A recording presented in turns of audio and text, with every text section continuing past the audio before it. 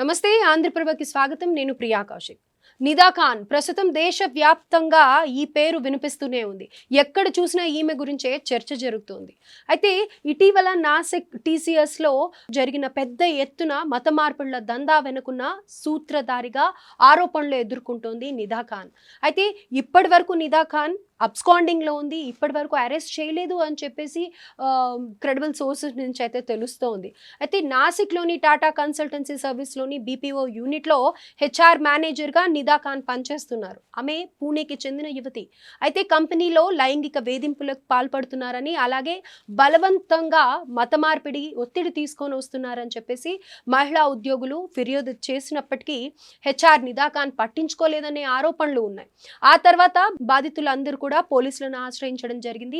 ఈ వ్యవహారం ఒక 2-3 నెలలుగా ఇది ఒకళ్ళు వెళ్ళి పోలీస్ స్టేషన్లో కంప్లైంట్ చేయడం జరిగింది. దాని తర్వాత ఎవరైతే చీఫ్ మినిస్టర్ ఉన్నారో ఆయన యాక్టివ్ రోల్ తీసుకొని గ్రౌండ్ రియాలిటీ ఏంటి అనేది తెలుసుకోవడానికి ఆ కంపెనీకే వెళ్ళి అక్కడ వర్కర్స్ లాగా పనిచేస్తున్న వాళ్ళలాగా, హౌస్ కీపింగ్ స్టాఫ్ లాగా అలా కొంతమందిని అపాయింట్ చేసి నిజంగా జరుగుతోంది అని తెలుసుకొని మిగతా వాళ్ళని కూడా హెల్ప్ చేసి బయటికి తీసుకురావడం జరిగింది. సో వాళ్ళందరూ కూడా ఇప్పుడు ప్రస్తుతం 9 మంది వరకు ఇది కేసు ఫైల్ చేశారనమాట. ఒక్కొక్కళ్ళు చెప్తున్న విషయం వింటూ ఉంటే అయితే కనుక ఎంతో ఆశ్చర్యానికి గురి చేస్తోంది. అయితే ప్రస్తుతం నిదా ఖాన్కి సంబంధించి ఇంకొక అప్డేట్ కూడా వచ్చింది. రీసెంట్గా జరిగిన ఢిల్లీ రెడ్ ఫోర్ట్ ఇన్సిడెంట్ ఏదైతే ఉందో దాంట్లో ఉన్న వాళ్ళతో కూడా ఈవిడకి కనెక్షన్స్ ఉన్నాయి అని అనేసి అయితే తెలుస్తోంది. మరి ఇది ఎంతవరకు నిజము ఏంటి అని అనేది ప్రస్తుతం మనతో పాటు ఉన్న గెస్ట్ని అడిగి తెలుసుకుందాం. పొలిటికల్ ఎనలిస్ట్ మురళీ మనోహర్ గారు ఉన్నారు, వాళ్ళతో మాట్లాడదాం.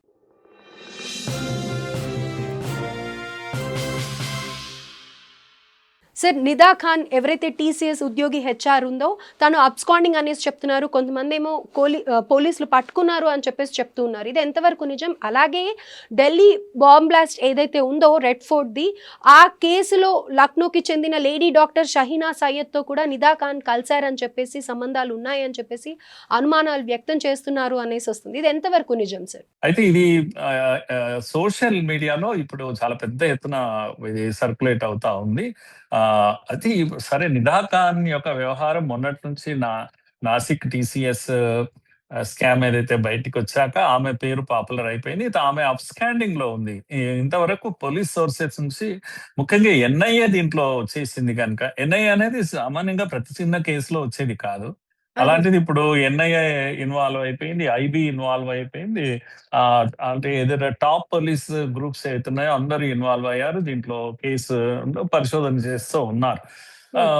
ఎఫ్ఐఆర్లు కూడా 9 ఎఫ్ఐఆర్లు అయిపోయాయి. 6 అరెస్టులు కూడా అయిపోయాయి. 6గురు అరెస్ట్ అయ్యారు. కానీ నిగా ఖాన్ అనేటువంటి లేడీ హూ ఈస్ ది ఏమంటాము centre of the entire scam ఏదైతుందో ఆమె అప్స్కాండింగ్ అయిపోయింది. ఆమె రకరకాలుగా చెప్తున్నారు. ఇప్పటికే విదేశాలకు వెళ్ళిపోయింది అని, లేకపోతే ఇంకేదో కొన్ని భివాండి దగ్గర చేరింది. అక్కడ అంటే థిక్లీ పాపులేటెడ్ ఏరియా. పోలీసులు అక్కడ సరౌండ్ చేశారు.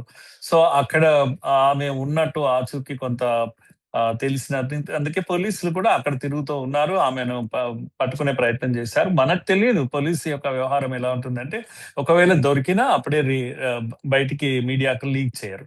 ఇది ఇలా ఉండగానే వస్తున్నటువంటి న్యూస్ ఏంటి అంటే, ఈ లేడీ నిగా ఖాన్ అంటే రెడ్ ఫోర్ట్ దీంతో సంబంధం ఉన్న డాక్టర్ షహీన్ సయీద్ ఏదైతే ఉన్నారో, డాక్టర్ షహీన్ సయీద్ మనందరికీ గుర్తుండాలి.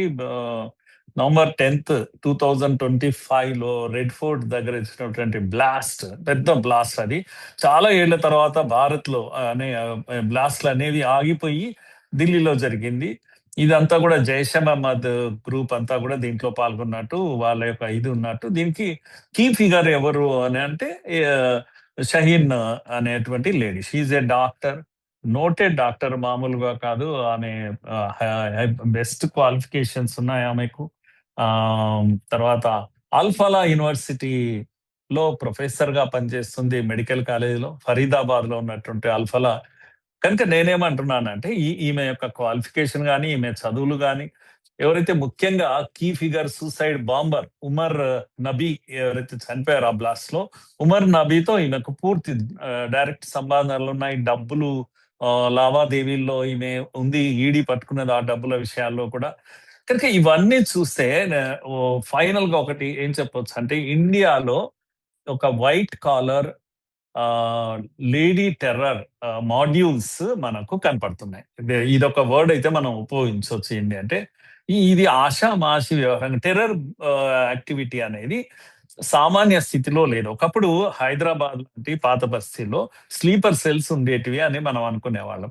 వాళ్ళు అవును. ఏం చేసేవాళ్ళు, ప్రతి బ్లాస్ట్ జరిగినప్పుడు మీరు దాంట్లో బయటపడేది. ఉదాహరణకు షిర్డి బాబా, దిల్సుఖ్ నగర్, లేకపోతే గోకుల్ చాట్ ఇవి జరిగినప్పుడు మనకు బయటపడేది అంటే, అంతకు ముందు 2-3 రోజుల ముందు రెక్కి నిర్వహించిన వాళ్ళు ఎవరు, వాళ్ళు ఎక్కడి నుంచి వచ్చారు, పాత బస్సు నుంచి రావడము, రెక్కి నిర్వహించి పోవడము, సీసీ కెమెరాల్లో వాళ్ళందరూ ఎవరు అనేది బయటపడడం, తర్వాత వాళ్ళని పట్టుకోవడం, ఇలాంటివన్నీ జరిగాయి. వాళ్ళ చదువులు ఎంత అండి, వాళ్ళ చదువులు కానీ వాళ్ళ ఇది కానీ ఏం లేదు. లోయర్ క్లాస్ పీపుల్ అంతా కూడా ఏదో మెకానిక్లు వాళ్ళు వీళ్ళు డబ్బు కోసం చేసినటువంటి వ్యవహారం అది. ముఖ్యంగా మెయిల్స్ కనిపించేవాళ్ళు.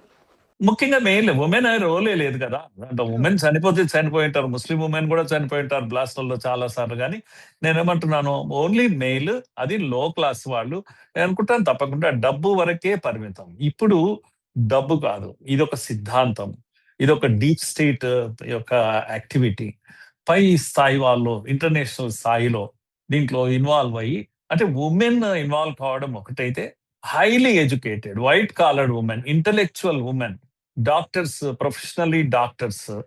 మనం కూడా చెప్పాం కదా, ఒక డాక్టర్ ఇక్కడ రాజేంద్ర నగర్ లో బాంబు తయారు చేసి, ఆయిల్ తో దీని ఏదో బాంబు తయారు చేసేటువంటి కుట్రలు రీసెంట్ కుతంత్రాలు. ఇన్సిడెంట్స్. అవును సార్. ఇవన్నీ కూడా, అంటే నేను చెప్పదలుచుకున్నా అంటే, white collared people, men and women both, but typical గా ఉమెన్ యొక్క రోల్ ఏదైతే ఉందో, ఇది ఈరోజు మనము జాగ్రత్త పడాల్సినటువంటి పరిస్థితి. అంటే మోడీ ప్రభుత్వం వచ్చాక లాస్ట్ 10 years లో రిపీటెడ్ గా జరిగే బ్లాస్ట్లన్నీ టైప్ చేసి ఆపగలిగింది. ఇంటర్నల్ సెక్యూరిటీలో ఈ ప్రభుత్వం తీసుకున్న చర్యల్లో ప్రముఖంగా మనం గుర్తుపెట్టుకోవాల్సింది, 10 ఏళ్లుగా బాంబు బ్లాస్ట్లు ఎక్కడంటే అక్కడ, రైల్వే స్టేషన్ లో, ట్రైన్ల యాకూబ్ మెహమాన్ పెట్టాడు అని, లేకపోతే ఢిల్లీలో పెట్టారని, వారణాసిలో పెట్టారని, ఇవన్నీ ఆగిపోయాయి.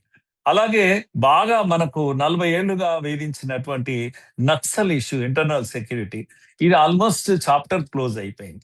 ఇంత బాగా బలంగా ఇంటర్నల్ సెక్యూరిటీ విషయంలో ప్రభుత్వాలు పనిచేస్తున్నప్పుడు, ముఖ్యంగా మన యొక్క ఇన్ఫర్మేషన్ ఇచ్చేటువంటి ఇంటెలిజెన్స్ ఏదైతే ఉందో, ఇంటెలిజెన్స్ బాగా పనిచేస్తున్న ఈ రోజుల్లో, ఈ ఇంటర్నేషనల్ కుట్రలు అన్నీ కూడా ఇప్పుడు ఆషామాషిగా జరిగేది కాదు. ప్రియాంక గారు, మీకు ఐడియా ఉంది, బాంబే బ్లాస్ట్లు ఎలా జరిగాయని మన కళ్ళ ముందు పడవలో వచ్చేసి 3 రోజులు బాంబేను ఆడుకొని వెళ్ళిపోయారు.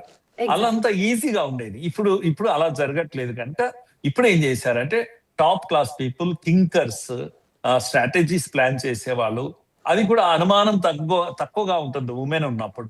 చదువుకున్న వాళ్ళపైన అనుమానం ఉండదు ఒకటి, ఉమెన్ ఉంటే అసలే అనుమానం ఉండదు.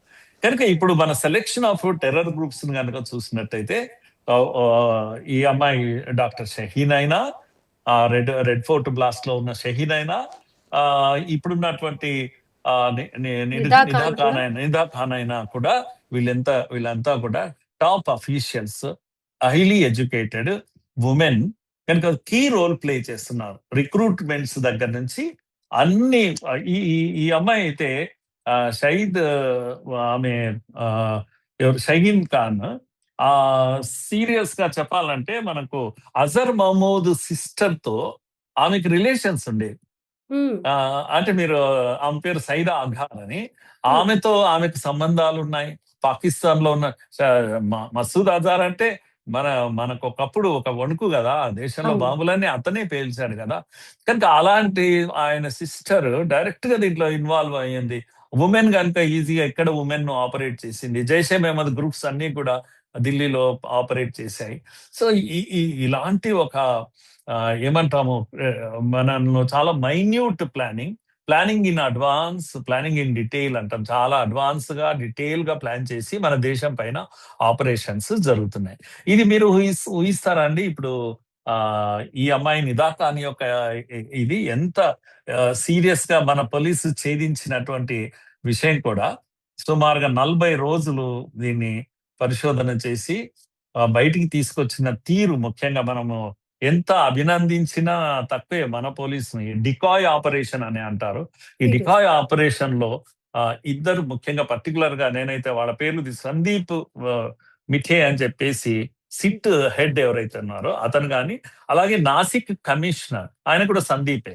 ఈ వీళ్ళిద్దరు చేసిన ఆపరేషన్స్ మనం ఇమాజిన్ చేయలేం. అంత బాగా ఉమెన్ ఆఫీసర్, పోలీస్ ఆఫీసర్స్ ను లోపలికి పంపడము. అది కూడా హౌస్ కీపింగ్ వాళ్ళ ద్వారా, అవుట్ సోర్సింగ్ ద్వారా ఎంప్లాయీస్ గా పంపి బాత్రూమ్లు ఉడుస్తూ లేకపోతే కప్పులు కడుగుతూ వాళ్ళతో కలిసి మెలిసి 7 మంది మహిళా కానిస్టేబుల్.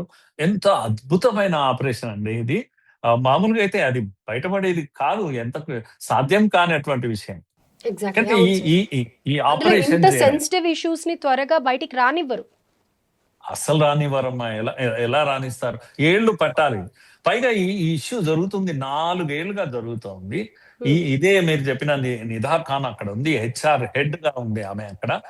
ఆమెకు ఎన్ని కంప్లైంట్స్ వచ్చాయి. ఈ స్టోరీ అంతా చదువుతా ఉంటే, అది ఎంత ఈ సినిమానా ఇదేమన్నా అని అనిపించింది నాకైతే.